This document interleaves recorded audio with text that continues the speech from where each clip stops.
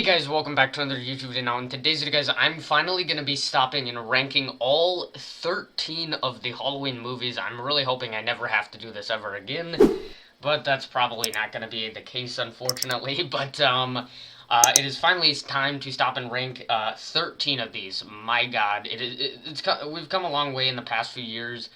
And there's now 13 of these things to rank. And there was a few changes in this ranking from last year, and I definitely saved a lot of my other rankings that I'm going to be doing this week for the next year, last year, because I was going to do a few more rankings last year, as you guys know, but then I pushed them to the side to do some other stuff. But this year, I did want to focus everything on Halloween and the franchise itself this October, because it only really makes sense to with the last film of the trilogy coming out, and hopefully this will be the last sequel in a while. I mean, there's a good chance there's going to be a reboot in the next 10, 20 years, whatever it may be, but for right now, it's looking like there is not going to be any additional sequel in some good amount of time.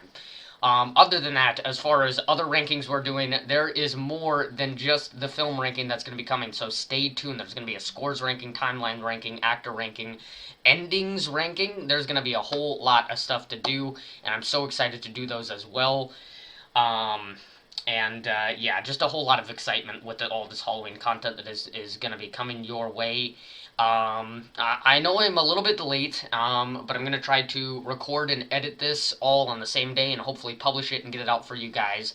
Wasn't able to do this yesterday or the day before, so I am a little bit late to the ranking. I know there's probably other channels out there who've already beat me to it, but I'm sure you guys were still kind of curious to see where everything fell for me, and besides, there's also a lot more to come that I'm sure other people haven't really got to yet, or they just didn't do it on their channel anyway, so I'm giving you kind of the bonus content as well. So I guess before we get onto this ranking, I should kind of establish some factors that go into the decisions of my rankings, or rather just telling you what factors I won't really apply to the movies. Since we're doing kind of separate rankings for different aspects of the films, such as a mass ranking, the actor ranking, all that kind of stuff, I think it's going to make it a lot easier if I leave out those factors to determine this ranking, and more just focusing on kind of the plot, the kills, just the story itself overall, and not so much, the mask and the look of Michael Myers. So with that being said, things like how the mask looks, how the actor plays Michael Myers, all that kind of stuff is not really going to be a huge factor in how I determine where these things are placed. It's more going to be the plot, the story, what they decide to do with the characters, all that kind of stuff is going to be the main things that go into where I place all of these movies for the franchise. So with that being said, I think it's time to start this ranking. Number 13, for some of you, this may not be too much of a surprise if you watched my ranking from last year and it has still stayed the same, is Halloween Resurrection. Now, for a while, the bottom movie for me was the Halloween 2 remake. I was kind of just going on that kind of hate bandwagon that the Halloween 2 remake has. But I've realized that there are definitely a lot more problems in Halloween Resurrection than there is in the Halloween 2 remake. Yeah, we'll get to that when I talk about that. But Halloween Resurrection is, for a lot of people, the worst movie of the franchise. I'm certainly one of those people. This movie does so many things wrong. And one of the biggest things is even more of a problem for me just because of how much I like H2O, and that is it ruins the perfect ending to a sort of new trilogy that they created with Halloween, Halloween 2, and Halloween H2O. I'll talk about this in the timelines even more when I do my timeline ranking. But it just ruined a perfect ending to a three movie trilogy, what series, whatever you want to call it. And they retcon it in the stupidest way possible. Saying that he changed clothes with the paramedic and crushed his larynx so he couldn't talk, and that's how Laurie wasn't able to find out that it wasn't Michael. And yeah, just switched places with this paramedic to make it look like it was him, and he just wandered off into the woods and he survived the night and all that, and it's just a bunch of bullcrap. So they retcon Michael Myers in the worst way and ruin a perfect ending, and then proceed to kill off Laurie in the first 15-20 minutes of this movie. It's just bad right off from the start, and then we get introduced into this new set of characters that's okay.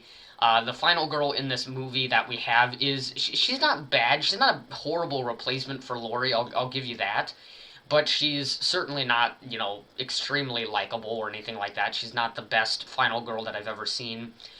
Um, and most of the other characters that are with her, I think the final girl is certainly probably the only good character that we have in this new set of characters. We have Busta Rhymes, who is just completely embarrasses Michael Myers in this movie, and all the other characters are just completely forgettable. So yeah, this movie just does two things that are just absolutely horrible, and sets it up for this kind of at best just trashy early 2000s slasher film. On paper it's not a terrible idea to have this group of people go into the Myers house, you know, making this film and then not really knowing that Michael Myers is actually in the house and killing people off one by one.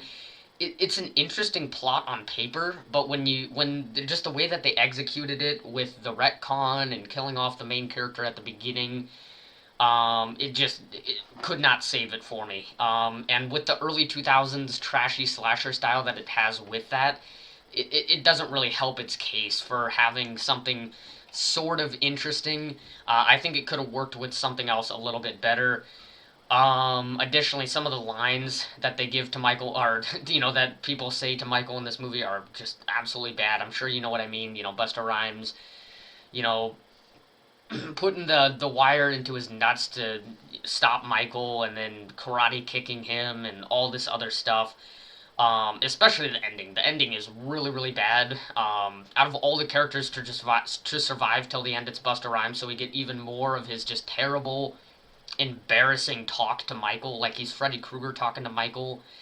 It's really, really bad.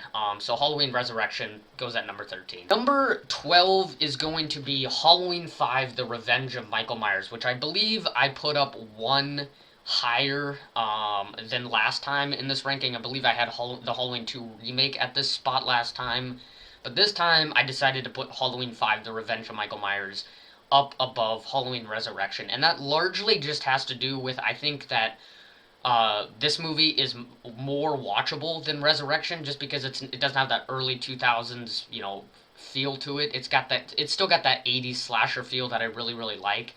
And so for me, Halloween 5 is very watchable, very rewatchable. I know as a kid this was one of the first Halloween sequels that I seen, so I really enjoyed this movie and always stood up for it until I realized all the underlying problems that this movie has. So for me, it is certainly rewatchable. I can watch it and enjoy it if I kind of just turn off my brain and not really care about anything else that this movie does that's really, really wrong. But despite how rewatchable it is, there are just so many bad things about this movie, of course. Killing off Rachel in the first 15 minutes, a character that I was starting to like in Halloween 4, and then they just ruin it in this movie and replace her with this very, very annoying character who we're supposed to like just because she, took the stab for uh um what's her name? Jamie in this movie. And no, Tina is just a horrible replacement for Rachel. Extremely annoying, extremely unlikable.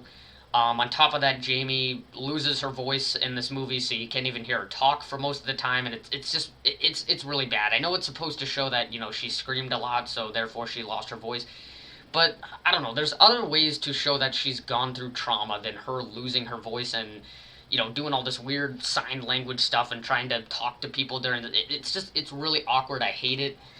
Um, I think the kind of like I forget what his name is. I think it's like Billy or something like that in this movie.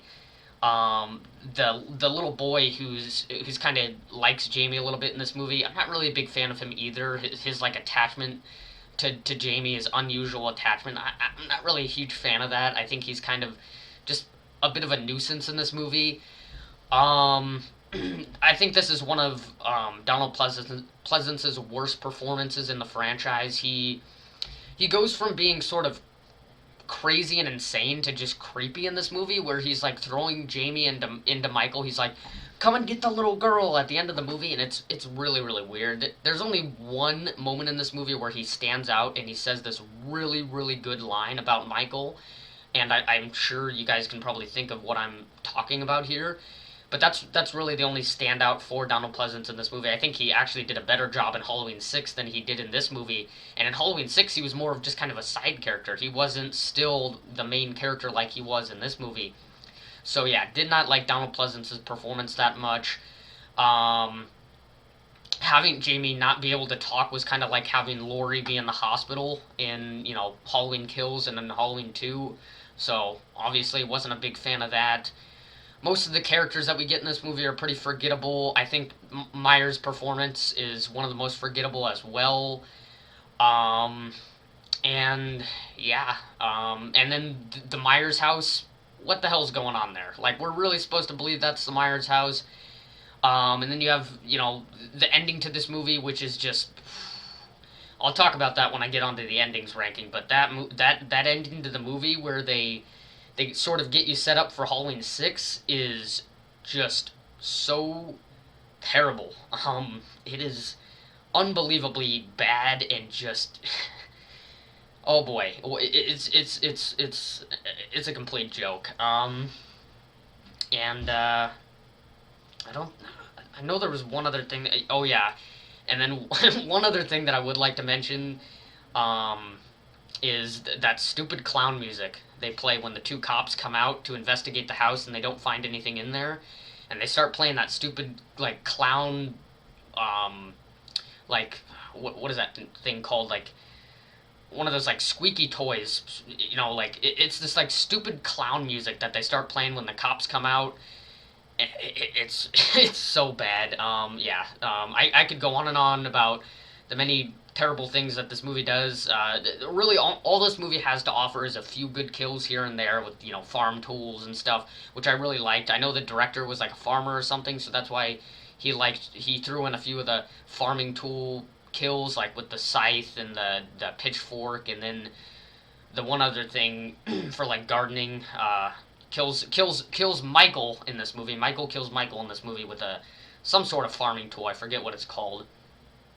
And yeah, that's really all this movie has going for it. It's somewhat rewatchable because it has a few kills here and there, and it's got that sort of 80s slasher feel that I kind of like, and it makes this movie somewhat rewatchable. So yeah, Halloween 5, number 12. Number 11 is the Halloween 2 Rob Zombie remake. I decided to switch Halloween 5 and this movie and appreciate this movie a little bit more. And overall, the basic summary I can give for this movie is I appreciate Rob Zombie's direction that he tried to go in this movie, trying to make Michael more of kind of almost like a Jason Voorhees-esque character, with his mom giving him advice throughout the movie on this white horse with young Michael standing next to her and all this kind of stuff.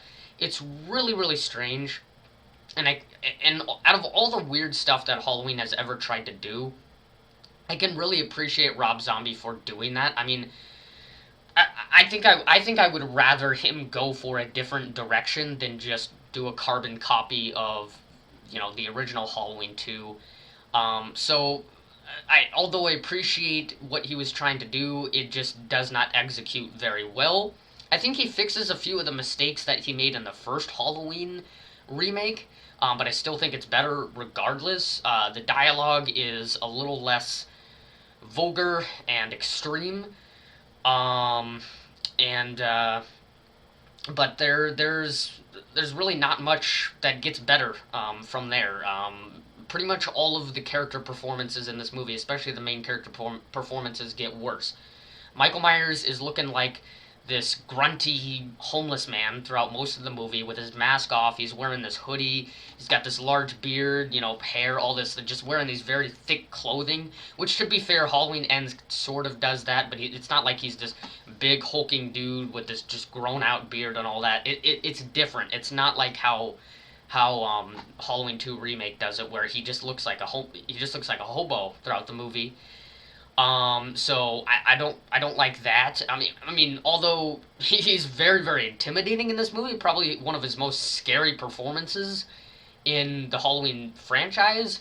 Um, just the fact that he looks like a hobo throughout the movie kind of throws it off for me. Like, he looks good for the first act of this movie, for some reason, where he's wearing the jumpsuit and his mask is still pretty attached and all that, and that hospital scene, which was extremely brutal, and I did like that opening scene. But then as soon as he wears that really thick clothing for the rest of the movie, that's where I don't like it. And then Laurie, we get a bit of a different type. Like, we've gotten many different types of Lauries throughout the Halloween franchise, of course. And in this one, I think it's kind of the most annoying. She's extremely traumatized by the events that happened in the first Halloween remake, and she's just negative about everything in the world, which I'm not a huge fan of. And, Danielle Harris, who's playing, I believe, Lindsay in... Was she playing Lindsay in... Yeah, I think she's playing Lindsay in in the reboot. Trying to be a support character for her, but she just negative every time she tries to throw in something for her. It's different throughout the two cuts, but for the most part, she's still kind of acting similar. And then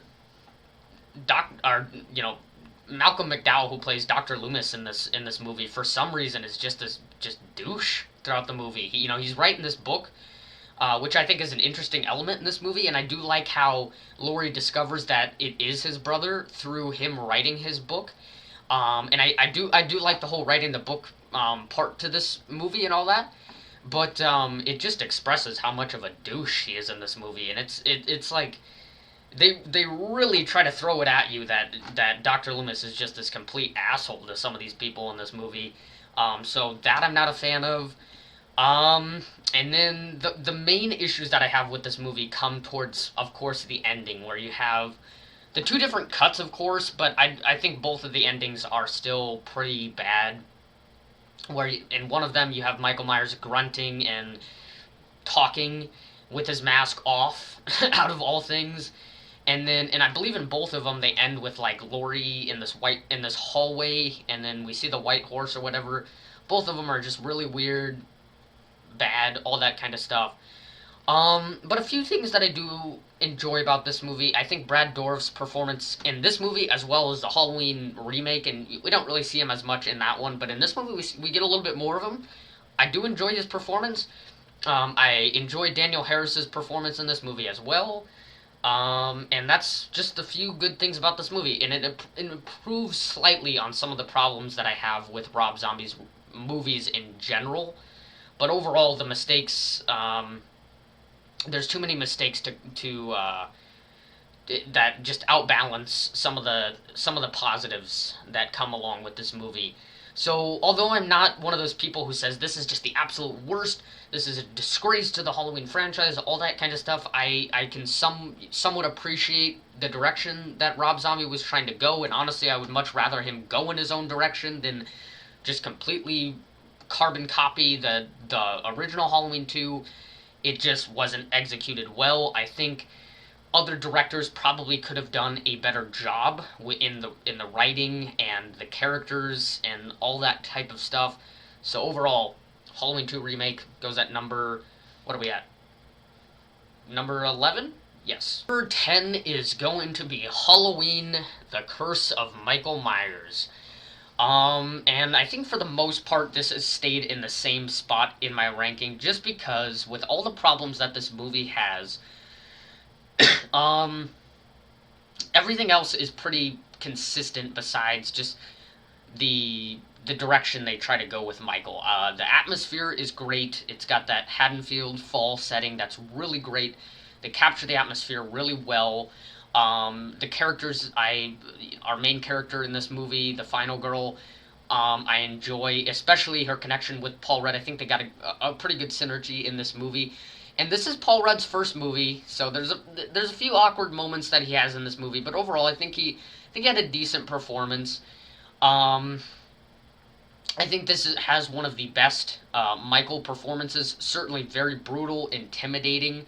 It's this nice balance between being this standard guy and just being this just unstoppable beast. It's kind of like a perfect balance there. Like, very intimidating, very strong, but he's not like up there with Halloween 2 remake, kind of insane strength and all that kind of stuff.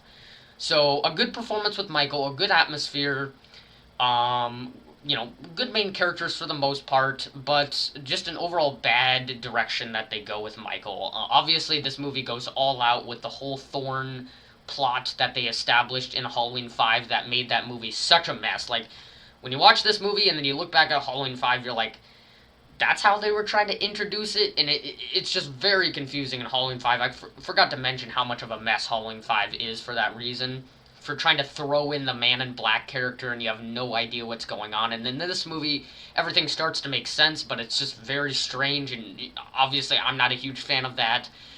In both of the cuts, there's just some weird elements to it that I don't even want to talk about, but are just so bizarre, and just ruin the character of Michael.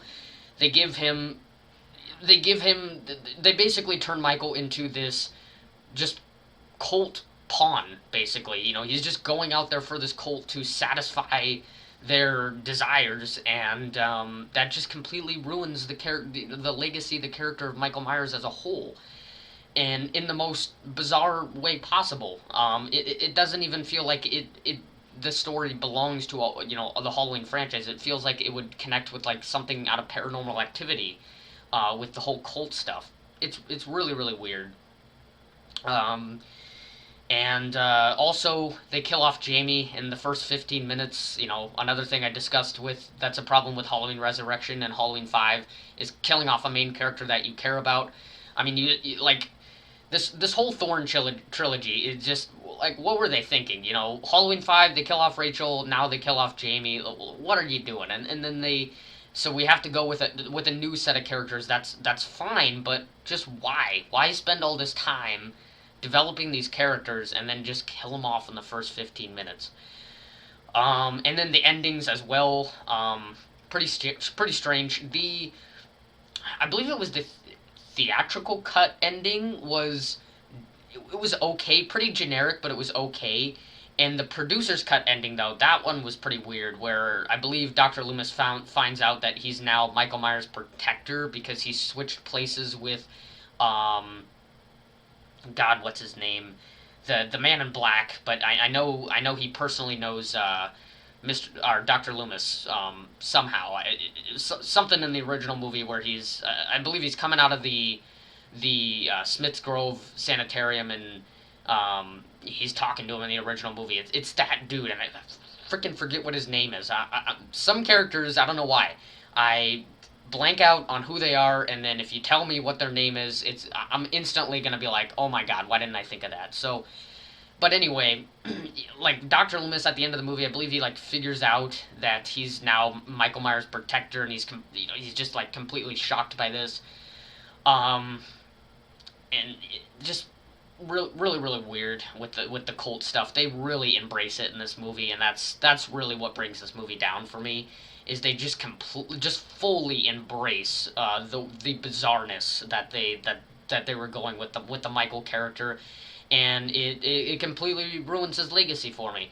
But what I will say, out of all things, I do appreciate that they respectfully ended this movie with just they did a great job at just honoring Donald Pleasant's character and his performance in this franchise, and I'm glad they didn't make him a main character in this movie. I'm glad they kind of left him as a side character, and he was kind of pretty content at the beginning of the movie, and depending on what cut you watch, changes it. But in the theatrical cut, I believe he's pretty satisfied towards the end, and he says, no, just leave me here. I don't need to go with you. So I appreciate that they at least ended Dr. Loomis's or Donald Pleasant's character in this movie with his passing.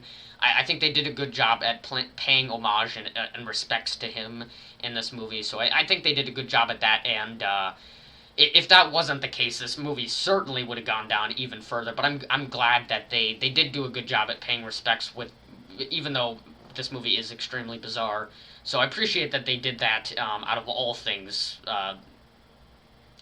But I think that's pretty much it for The Curse of Michael Myers. Number 9 is Halloween Kills, and I believe in my last ranking I had this a few places above, and probably just because of recency bias. But comparing it to the next movie on this list, I just thought it was basically a better version of this movie, and that's why it goes at this number 9 spot.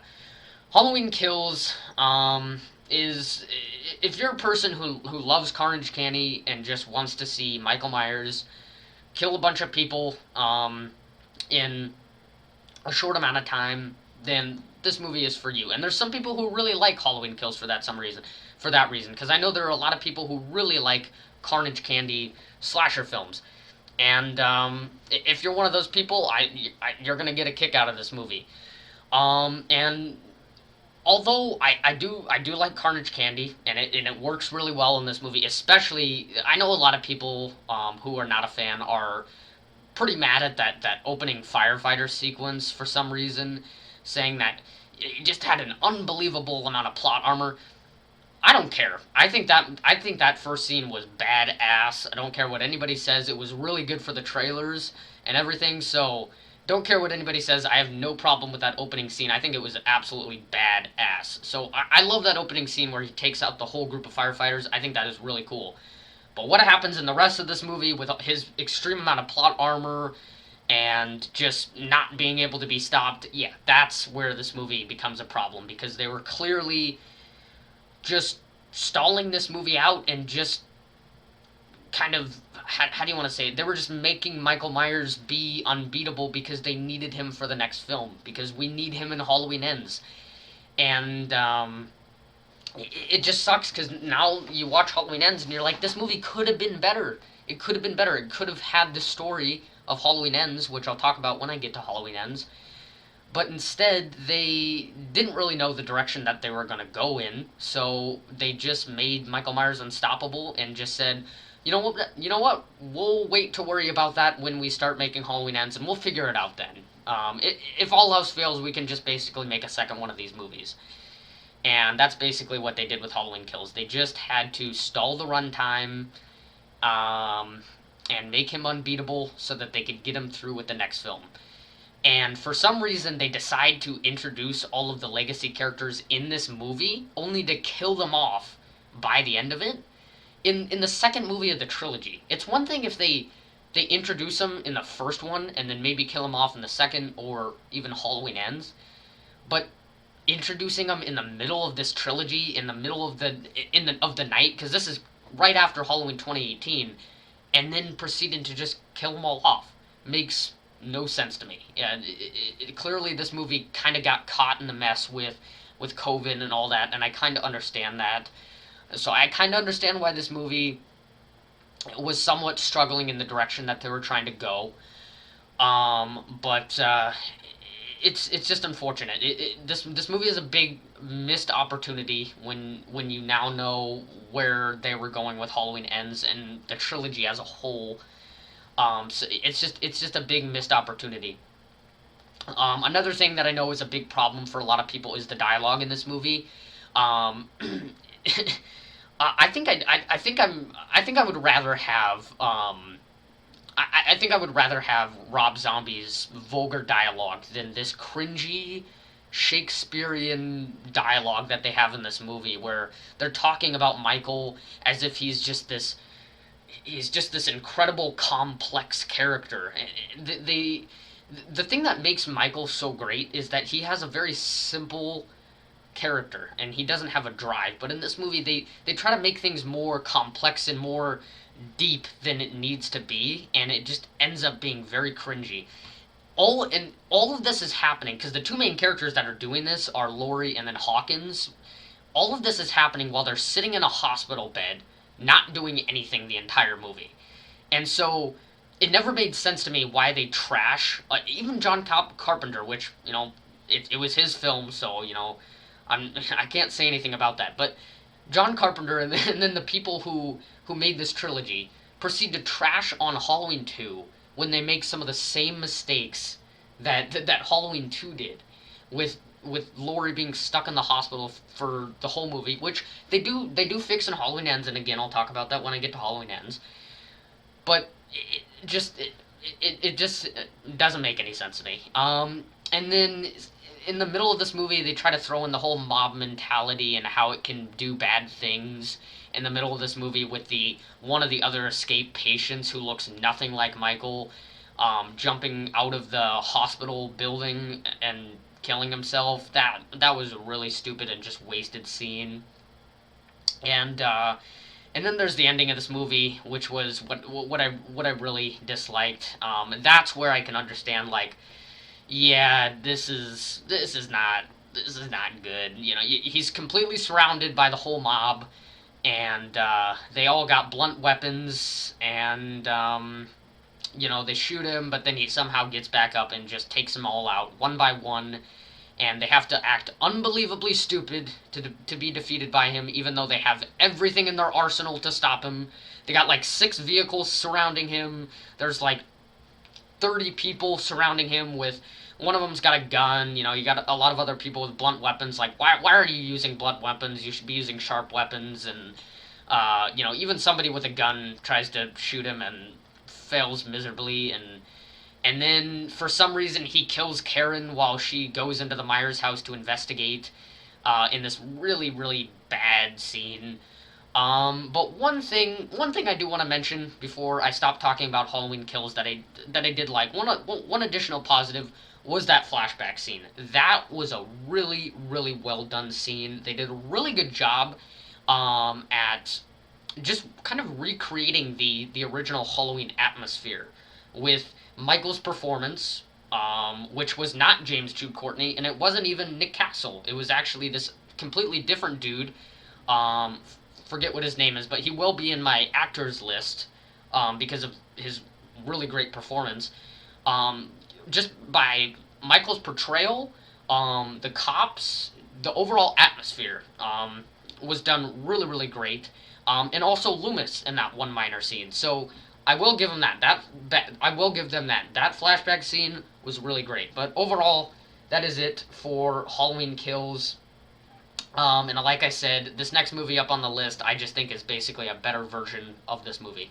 Number 8, I believe we are at, is going to be Halloween, Rob Zombie's remake. And I'm sure some of you are probably saying, you're comparing Halloween Kills to the Rob Zombie remake of Halloween. And I think that just largely has to do with the whole Carnage Candy element to it. I think this movie is also sort of Carnage Candy. Obviously, we didn't have this many kills as we did in the original Halloween.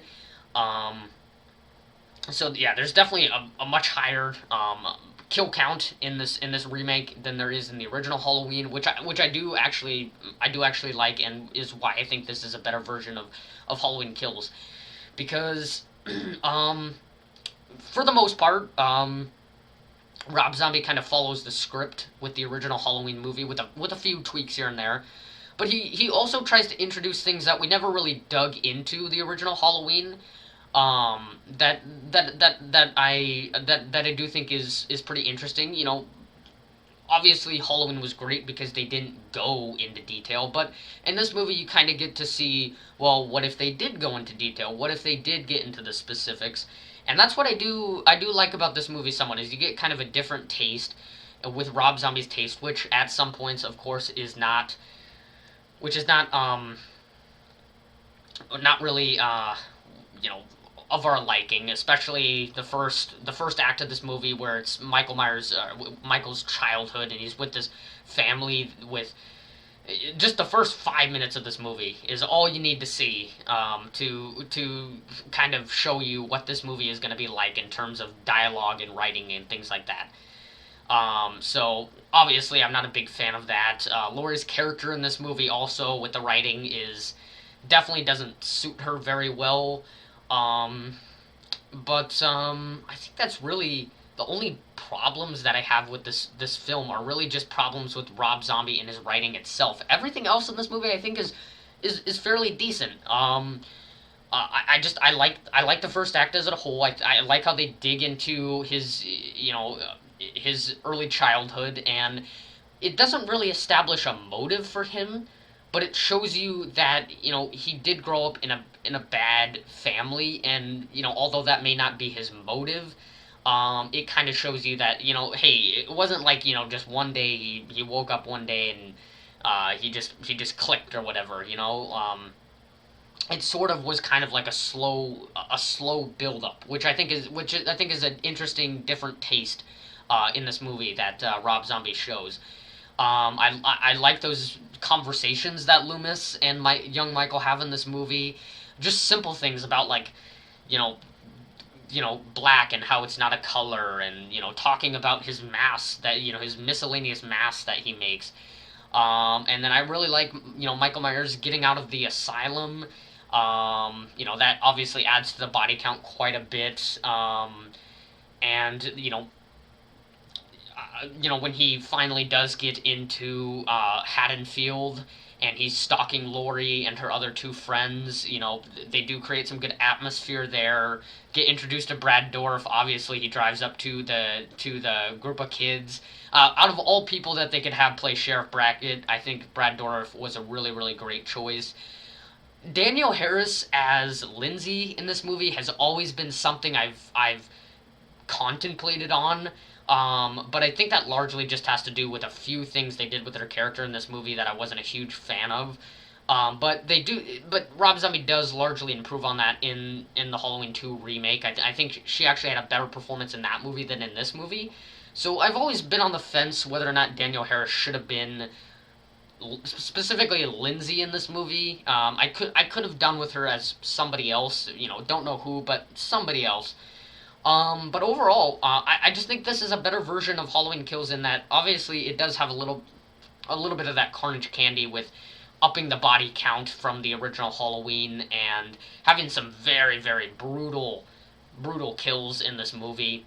I especially that bathroom scene where he's fighting that wrestler. That's a really really great scene. I love that. So I do like that more brutal side to Michael Myers in this movie, where it's not like he has sort of the character of Jason, but he's kind of got the body, the body type and the build and all that intimidating part of Jason that I kind of like in this movie. I like that Rob Zombie tries to go for a few different basic things instead of just trying to completely rehash the plot and everything. He kind of goes for the safer route, but he changes up a few things in to fit like different tastes of how you like your horror movies. And so I think that's a good thing that Rob Zombie did in this movie. Um, is he kind of played it safe in this first movie, and then in the second one he tried to go for something different, and I really do appreciate that. Just going for sort of a different taste in this movie instead of going for a completely different plot. And he kind of fakes you out also at the ending where you think it's going to end at that balcony scene and then it continues to go on. So that's another interesting thing he did there as well. So overall, I think this movie does get a little bit too much slack, just for mainly the dialogue and the writing. And over the years, I've kind of, how do you want to say it? I've kind of gotten over that a little bit, kind of warmed up to it a little bit. Not necessarily liked it, but not been as angry over it as I used to be. So yeah, Halloween 2007 Rob Zombie's remake goes at number 8. Number 7 is going to be Halloween 4: The Return of Michael Myers, a really solid, simple return to the Halloween franchise, and probably the epitome of a Halloween sequel.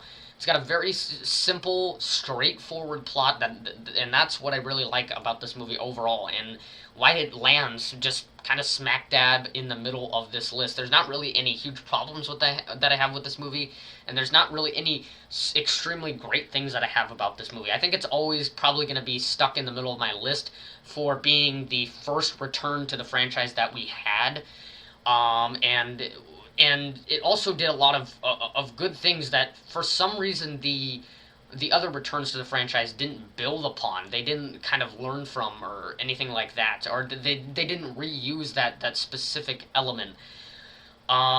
So yeah, there's a lot of smart things that they do in this movie that I think a lot of people don't really mention very often. Upon Michael's return, he doesn't really have the exact same return like he did, or the exact same return to the town like he did in the original Halloween. He kind of strategically he's learned from his mistakes in the first Halloween movie, and he goes after the police force and people that he knows are going to be an issue in the future before he goes after Jamie. And that allows for the movie to inch towards the final act without feeling like it just is making Michael this invincible dude, just so he can get to the final act like Halloween Kills did. This movie actually kind of plans it out pretty nicely. He goes after the police force. Obviously, he's got to do a few other things before he returns to town. He's got to find a mask. He's got to get a car, all that kind of stuff. And so, yeah, I don't know why some of the other returns to the franchise didn't really do the same thing. He just kind of returns and then it sort of just happens. But in this movie, it's kind of planned out, and it's kind of a slow build to the final act once he actually starts going after Jamie. I know the major problem a lot of people have for this movie is the fact that they just kill or they just kill Laurie off screen because she got in a car accident. For me, it doesn't bother me as much as Halloween Resurrection or Halloween 5 for killing off a main character that we liked in the first 15 minutes or so, because there is some sort of reason why they did that. Jamie Lee Curtis was probably just not up for the role at the time, probably wanted to do something different. So it's pretty understandable. But with movies like Halloween Resurrection or Halloween 5, where you have the main character in the movie, why not have them keep going until the end and then at least kill them off? But instead, they kill them off at the beginning.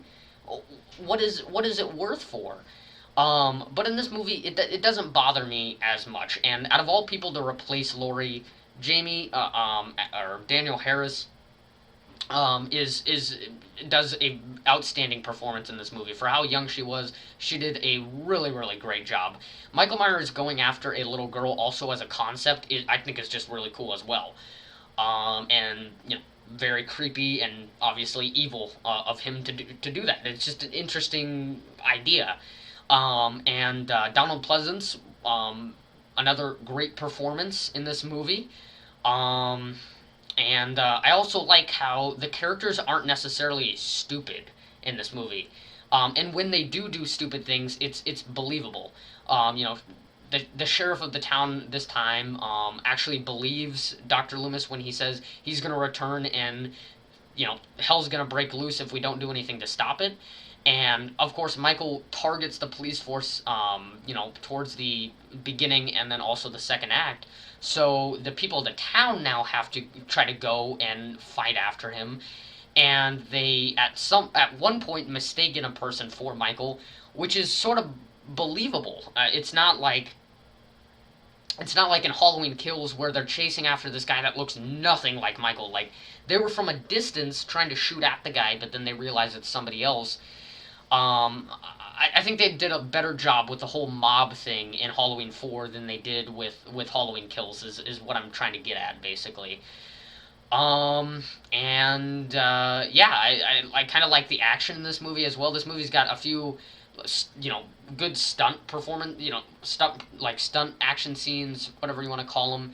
Especially the final act where Michael's in the car and he kills off the two guys in the truck, and then he tries to go after Rachel, and they drive him off the side of the road, and then the whole police force is there. They shoot him down or whatever. Really great scene. Also, the opening scene, which starts off this movie very well, where he's at the truck stop and he kills a few people in the truck stop. Dr. Loomis is there, finds out about this. He knows that Michael's there.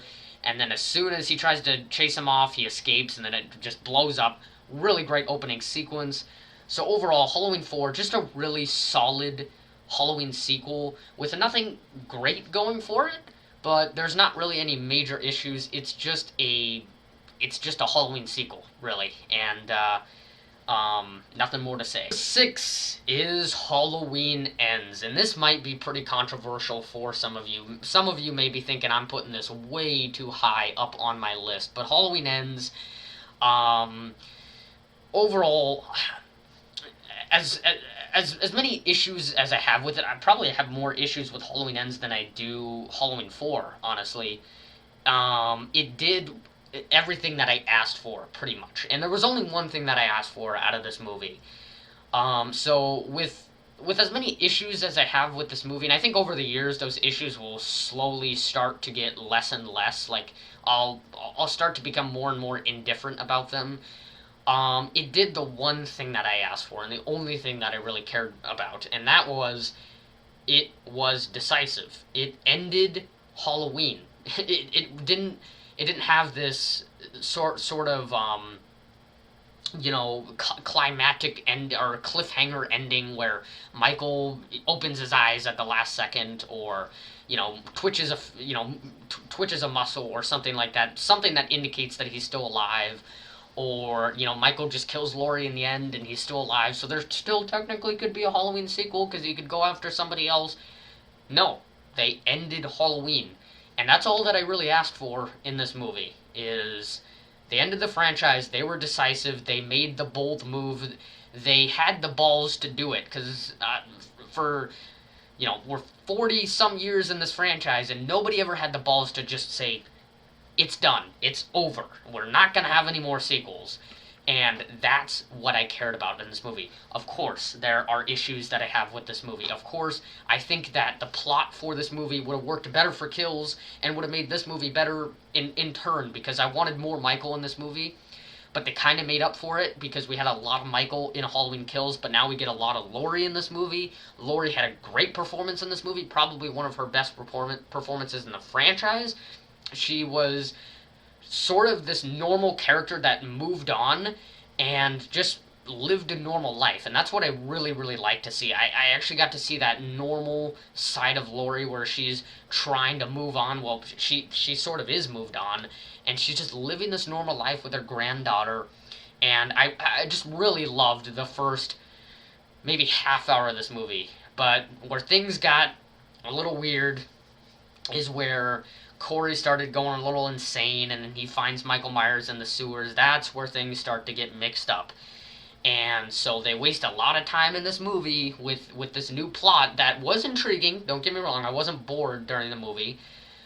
It was certainly intriguing, but when you put in the fact that, Corey just ends up killing himself at the very ending of the movie, just doesn't really make sense in the final movie of a trilogy. It obviously would have worked better in Halloween Kills, and I think that's more of an issue for the timeline itself. And so I'll talk about that in my timeline ranking. But the plot, I don't really have any issues with the plot other than the fact that they just kill off Corey because they kind of have to. Let's be honest. If what else were they really going to do? Was just Corey suddenly going to just click and, turn normal again or whatever? They kind of had to do it. So I understand that, they didn't really know what to do.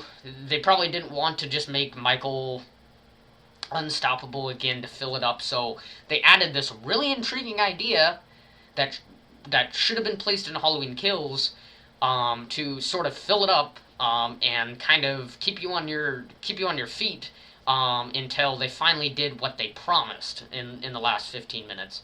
So this movie starts out really well, and is what sort of hooks you onto this new plot. But your time just feels wasted by the last 15 minutes of this movie with what they do. Because towards the end of the movie, I was like, so there's gonna be two killers going after Laurie at once, because you have Michael who just got up, and then you have Corey who's still alive. So now there's two people chasing after her, and you got kind of this Scream like thing where you got two different killers going after her, and she's got to find out like who's who, like what's going on here. But instead, he just kills himself, and then she has the final showdown with Michael, which they kind of just showed everything that we had in the final showdown in the trailer, so it wasn't as good as it could have been. They had a huge opportunity to completely outbeat H2O or Halloween 2 or all the other final showdowns that we've had in the Halloween franchise, but instead they make it really, really brief because they invested so much time into this new plot, and a lot of it was just spoiled because they had you thinking that the plot was going to be everything they showed you in the trailer, but really that was just the last 15 minutes is what they showed you in the trailer.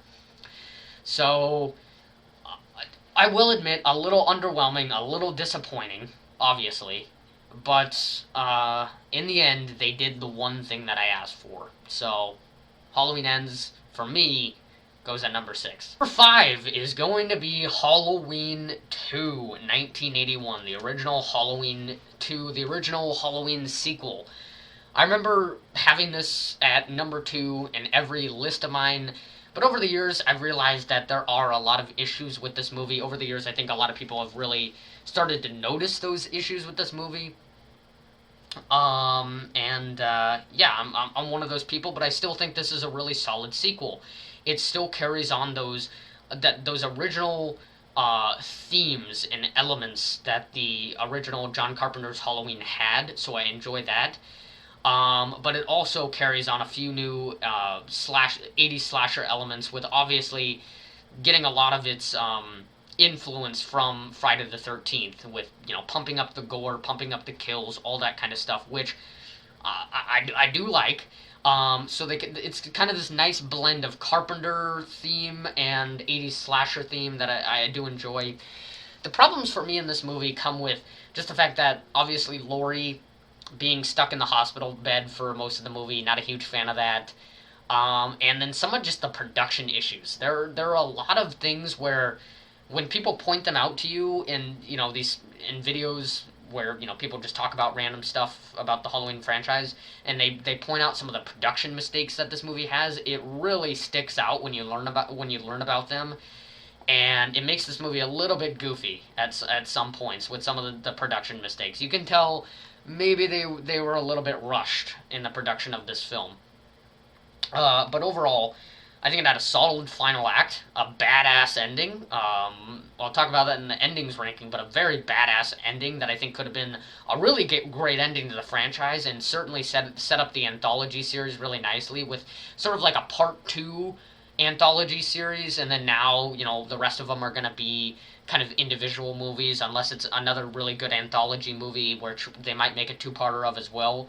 So I kind of like that as well. So when you think of like Halloween 1, 2, and 3, it almost feels like kind of like like Goosebumps almost. You got a two-part episode, and then you have a one-part episode with Halloween 3. So again, I'll talk about that more in the timelines ranking, but these Halloween 1, 2, and 3 certainly have those similar Carpenter elements that I really do like. And overall, just a solid Halloween sequel in my opinion. Just unfortunately though, there have been many sequels in the future that just outbeat it for having better production value and just doing a better job with the character of Michael. The whole sister element, not really needed, and the way they introduced it was kind of stupid. You have this completely new character who just tells Loomis, Michael Myers is Laurie Strode's sister, and you're just like, okay, like, who are you? I'm not really sure who you are. And obviously she became more of a major character throughout the films with all of her re-entries in the franchise. But just kind of awkward.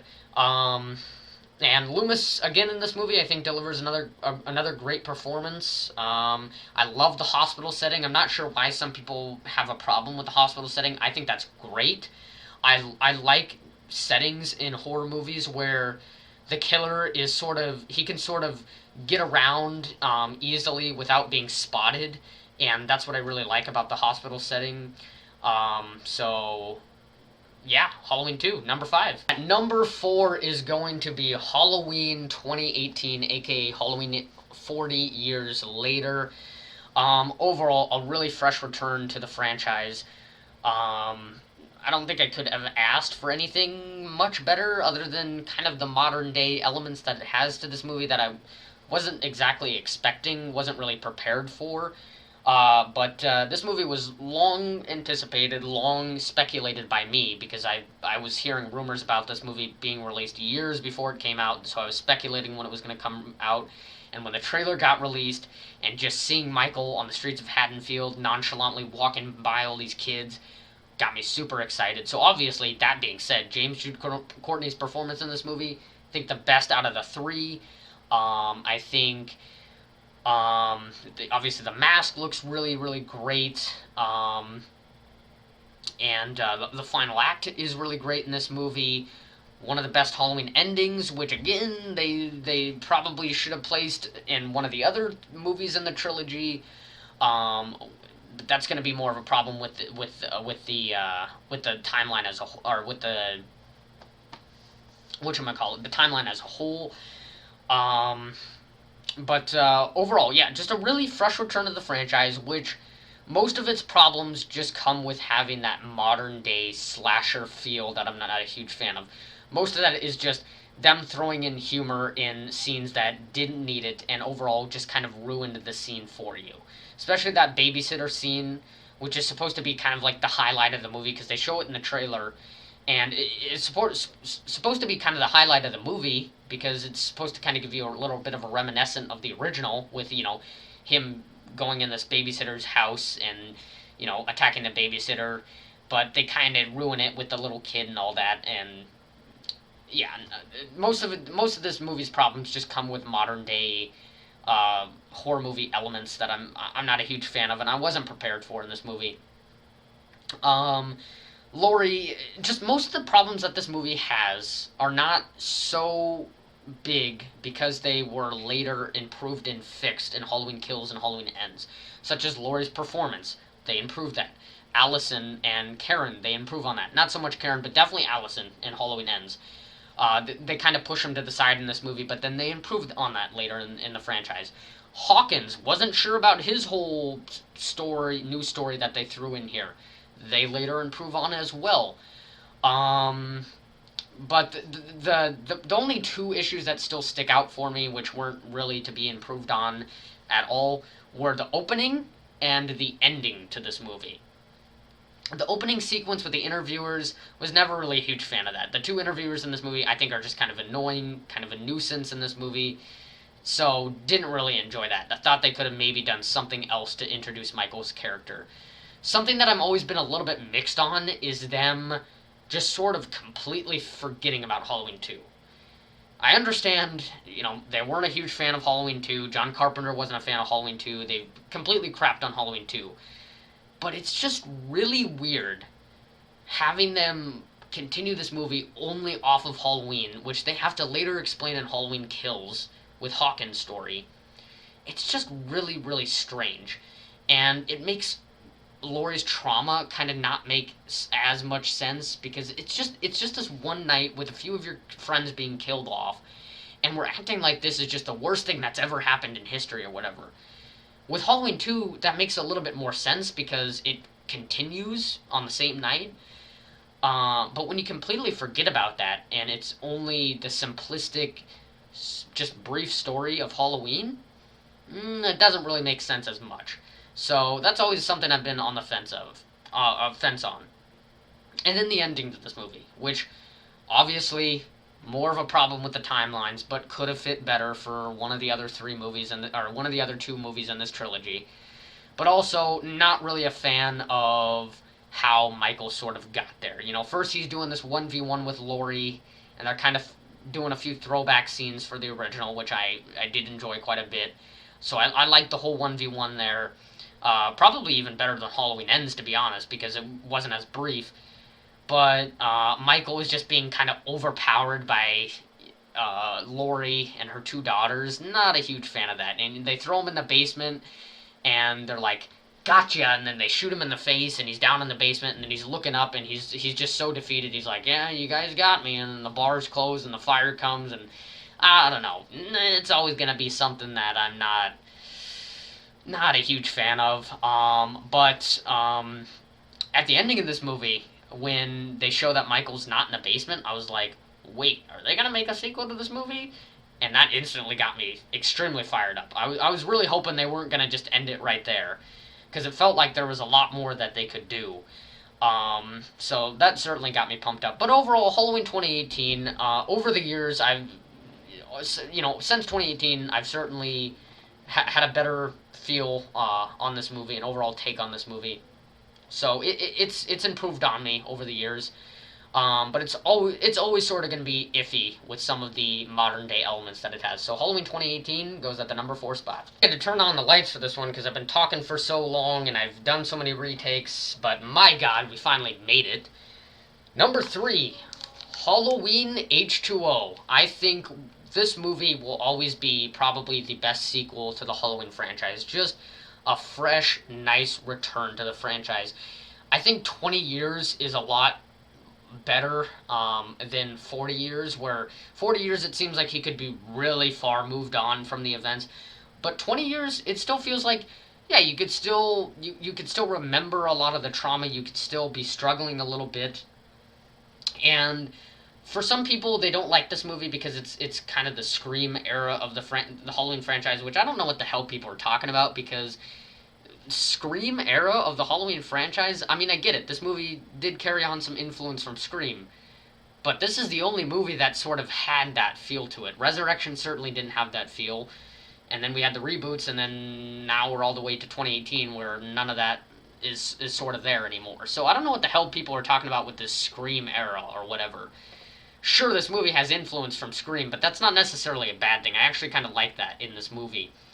And it makes this movie feel moved on from the events of 1978, while also not feeling like it's so long after that you can't believe how much trauma that this movie has. And yeah, overall, I think H2O is just a better version of 2018, and that's basically the summary I could give you right there. But kind of digging more into the detail, I like Laurie's character in this movie a lot better. I think her trauma is a lot more believable, where she's drinking, she's having visions of Michael. She's got this son who she's kind of worried about because he's trying to go out and just kind of live his life, and she sort of forgives him after realizing, like, hey, it's Halloween, Michael Myers is dead, it's moved on. And so I like that about this movie. I also like the atmosphere about this movie. It doesn't take place in Haddonfield, so not a Midwestern town. It obviously takes place in California in this boarding school. But it's still got that fall theme that fits nicely for the Halloween franchise. And so I like that. And Laurie's...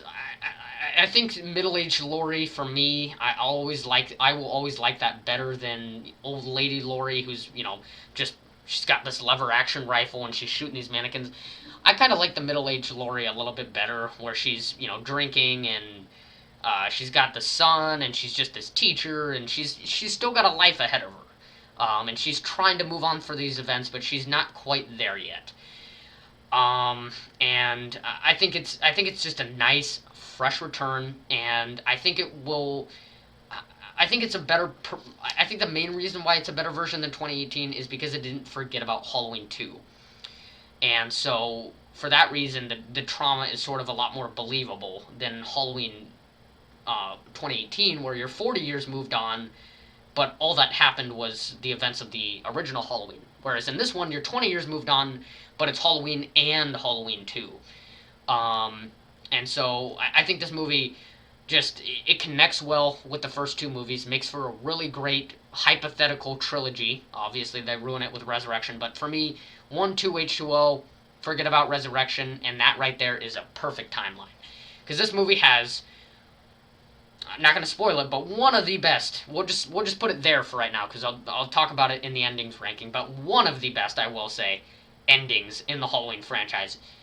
You know, she grabs the axe eventually in the final act, and then uses it to chop off his head, and then the original Carpenter music starts playing at the end. Love that scene, because by the ending of the movie, you think, okay, things are starting to wrap up here. Everybody's, kind of getting their treatment and things like that. But then Laurie is like, no, it's not done yet. It is not done yet. So she takes she jacks the keys, takes the paramedics, or takes the car, the van, or whatever that they put Michael's body in, and takes him out, and she makes sure that he's gonna die this time. And so she drives him off the car after he starts coming out of the body bag and chops off his head. It's just such a great ending. Such a great ending. And, even before we get to the very ending of this movie, where we're starting to get into the final act, where it's just kind of Laurie and Michael, because Laurie tells her son and his girlfriend to go to safety or whatever. I'll finish this. And you see you see Laurie holding that axe in the middle of the road, and she's, you just see her like, I'm ready to do this, bitch. Man, it's just such a great, like, how do you want to say that, outside view of her all alone in this boarding school area, and she's ready to do this. She's ready to end this. And I think it's got one of the best final showdowns between Laurie and Michael that we've had, because it's a lot less brief than in Halloween 2. You got her going head to head with him. You got her trying to hide from him, and then Michael's tossing all these tables over. Love that scene. Yeah. Overall, just a great fresh return. And to me, this is the true ending to the Halloween franchise. It finishes off the one of the best timelines of the franchise, and so for me, Halloween H2O, best sequel. And at number 2, Jesus Christ, we've came a long way. Is going to be Halloween 3: Season of the Witch. Yes, the same two movies at my final 2 spots as my last ranking. Halloween 3: Season of the Witch almost beats the original John Carpenter's Halloween, but it's certainly a nice alternative, and it's certainly a great addition to the franchise. I think if this movie was just named Season of the Witch, and it had nothing to do with the Halloween franchise at all, or if they did decide to go with the anthology series like Carpenter and Deborah Hill were deciding to go with, this movie would have had a lot more respect, and probably would have been considered a horror movie classic. But instead, people are still warming up to this movie. Certainly, their perspective of this movie has improved over the years.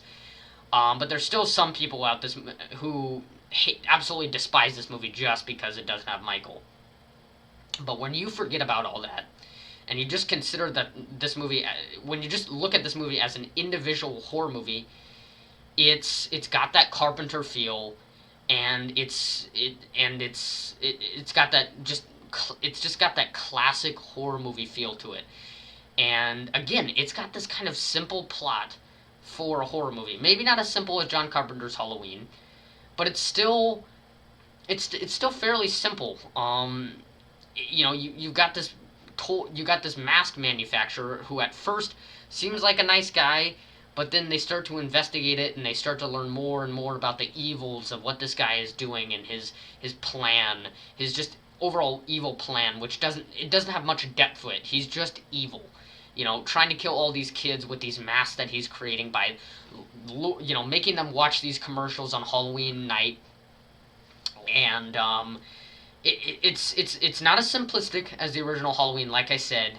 But his motive doesn't have much depth to it, and it's just a nice classic, horror movie with just how simple the antagonist motives are in this movie. It honestly feels like this could be like a Goosebumps book or whatever, because there's not much depth to our antagonist. Obviously, our protagonist in this movie maybe not the most likable, but he does the job. I love the Silver Shamrock, the soundtrack in this movie.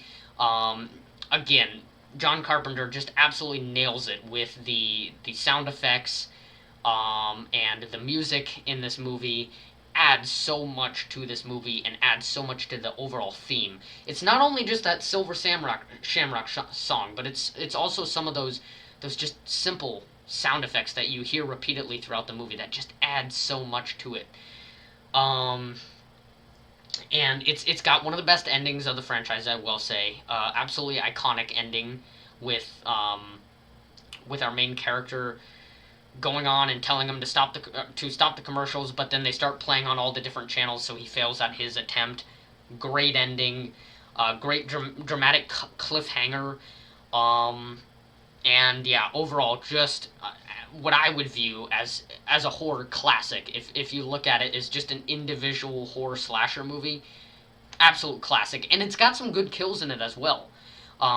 With Dick Warlock even appears in this movie as well as um, one of the kind of, well, animatronics, basically the humanoid animatronics, whatever you want to call them.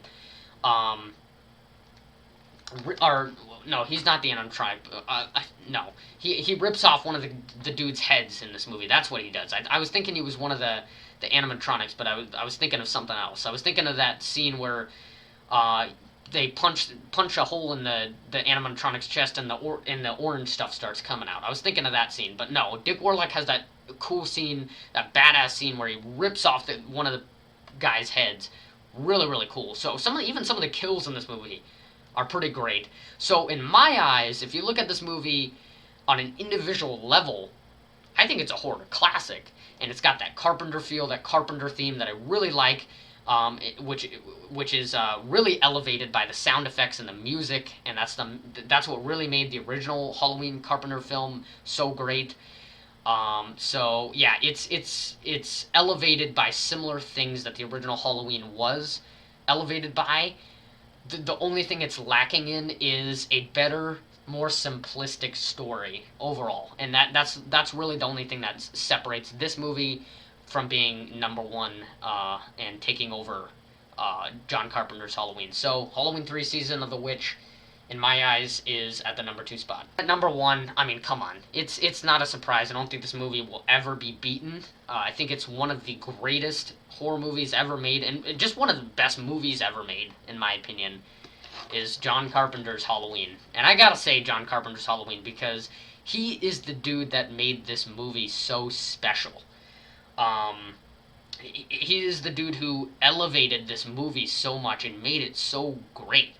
Because on a surface level, when you think about it, when you think about, a dude wearing this white mask and stalking these babysitters, you think nowadays you think about that, you're like that sounds pretty that sounds pretty mediocre for a horror movie. It sounds too simplistic.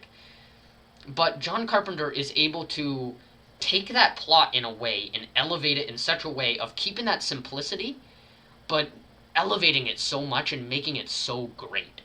And that's something people always talk about when they talk about how great this movie is the excellence of its just simplicity. Too many horror movies nowadays, they try to give too much depth to the antagonist. They try to make you so surprised by the end of the movie where they give this ultra mega big brain, twist at the end where, oh, it turns out no, he was doing it for all these reasons and all that. But in this movie, or in John Carpenter's Halloween, it's not like that. It's just you have this dude who escapes this asylum, returns to his hometown, and kills these teenage babysitters. And it can't get more simplistic than that. And it's so elevated, again, like I said in Halloween 3, with the sound and the music, the stingers, and Nick Castle's performance, and Donald Pleasance, who describe, he's sort of the person who adds that character to Michael, because Michael on a surface level doesn't really have any character. He's just this dude who's wearing this mask and a jumpsuit.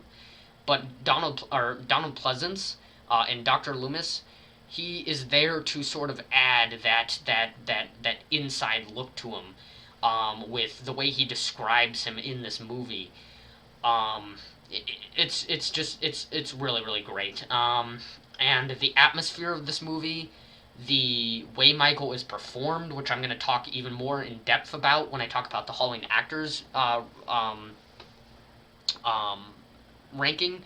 That is what really hooked me, was the atmosphere and Michael Myers' portrayal. Because when I was a kid and I watched this movie for the first time, I was like, this dude is really, really cool. I don't know why, but I was just like, this dude is really, really cool. And so, of course, I started pretending like I was Michael Myers and all this different stuff, which is probably not the best thing of me. I got in trouble for that a few times, but the performance of Michael, I have to include it in this, because just the way he nonchalantly moves about this town and stalks these babysitters, and just the way he just goes about his day. It's so great. When he's hiding behind the bush and then he just casually takes a step, and then they try to look for him and he's gone. Or when he's stalking the kids at the school, and then Lonnie comes running by, and then he stumbles into Michael, and he holds on to him for a second, and then Lonnie runs away. I don't know how to express to you how great that scene is. It's something about that scene. Something about it is just so perfect. Or when he's hiding behind the bed sheets, and Laura's looking out the window. Or when she's looking out the window while he's standing by the car. Or him driving about in the movie, and following the characters. Something about it is so great. And in later movies, they try to redo it. This is the biggest thing they try to redo, is the whole stalking element to it. But in this movie, it only works in this movie just because of the atmosphere and Nick Castle's performance and all that. I don't know. It just couldn't be redone. That's the main thing that could not be redone about the original Halloween, was just the stalking and the introduction of Michael and his return to Haddonfield could not be redone in the same way that this movie had. And that is the main thing about this. The ending of this movie, of course, is pretty great. The kills are pretty meager, now when you look 40 years ahead, and obviously the kills, but this movie doesn't need blood and gore to be great, because the characters in this movie are have such great performances, and the kills are sort of just like an afterthought in this movie, really. Because of how great everything else is. The kills don't have to be super gory or whatever to make it for a good, enjoyable movie. So yeah, John Carpenter's Halloween is, and for probably forever will be, the OG Halloween movie, the best of the franchise, and in my eyes, probably one of the greatest horror movies ever made, and even arguably one of the greatest movies ever made, in my opinion. I know, some people when they think of great movies, they think of Godfather and Titanic, all of that. When I think of one of the greatest movies ever made, I think of John Carpenter's Halloween, but certainly one of the greatest horror movies ever made, for sure. It's a contender up there with, The Thing, and maybe even the Texas Chainsaw Massacre, Psycho, all that. Definitely all contenders there, but for me, it's John Carpenter's Halloween. Finally, I got done with this ranking. I know I drug it on for quite a while. Hopefully, when I go through and I edit this ranking, it will chomp down on some of the time. But this is certainly one of the longest rankings I've made for the franchise. And if you don't like that, well, screw you. I had fun just talking about how great some of these movies are. So I'm super excited to do the rest of the rankings. Stay tuned for them. This is not it. There's going to be more coming your way this week. So stay tuned. And I don't think there's much more to say. Other than that, like and subscribe, guys. Stay tuned for the future Halloween content. And I will see you next time.